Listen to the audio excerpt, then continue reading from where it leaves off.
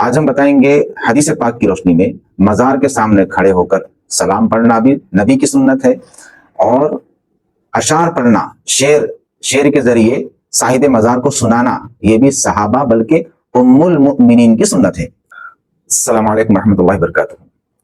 ہم نے ایک درگاہ شریف کی زیارت کی اور اپنے ساتھیوں کے ساتھ مزار کے پاس کھڑے ہو کر سلام پیش کیا، صاحب مزار کو بھی سلام اور حضور صلی اللہ علیہ وسلم کو بھی سلام پیش کیا۔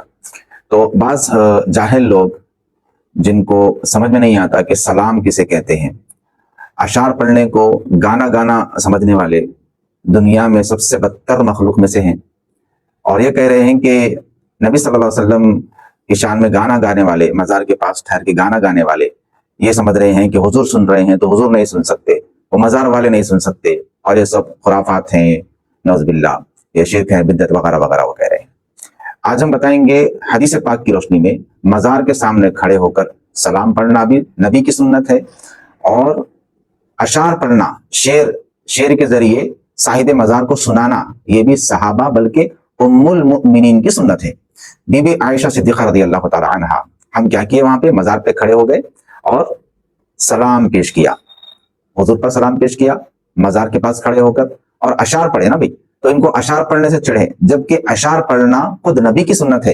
حضور صلی اللہ علیہ وسلم جب مسجد نبوی تعمیر فرما رہے تھے، عبداللہ بن رواحہ کے شعر پڑھتے جا رہے تھے، اشعار پڑھ رہے تھے۔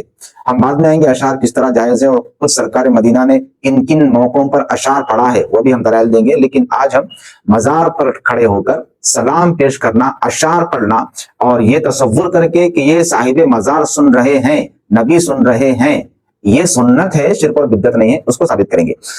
ترمذی کی روایت ہے، ابن ابی ملیکہ رضی اللہ تعالیٰ عنہ اس کے راوی ہیں، بی بی عائشہ صدیقہ رضی اللہ تعالیٰ عنہا اپنے بھائی عبد الرحمن بن ابی بکر صدیق رضی اللہ تعالیٰ عنہ کے انتقال کے بعد ان کی مزار پہ جاتی ہیں، اور مزار پہ جا کے کیا کرتی ہیں وہ سن لیجئے۔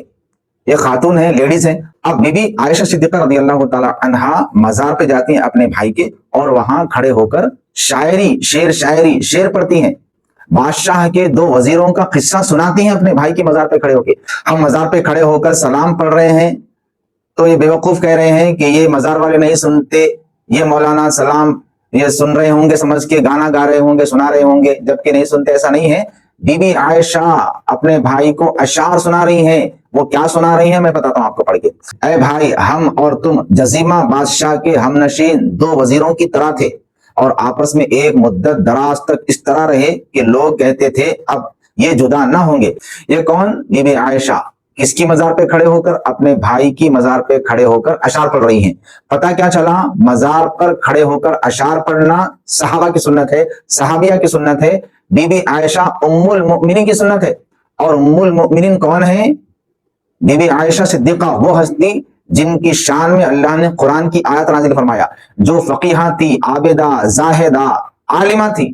صحابہ کو کسی مسئلے میں اگر ڈاؤٹ ہوتا، مسئلہ کلیئر کرنا ہوتا، بی بی عائشہ سے رجوع ہوتے تھے، اما جان اس مسئلے کا حل عطا فرمائیے، اس کا کیا حل ہے بیان فرمائیے۔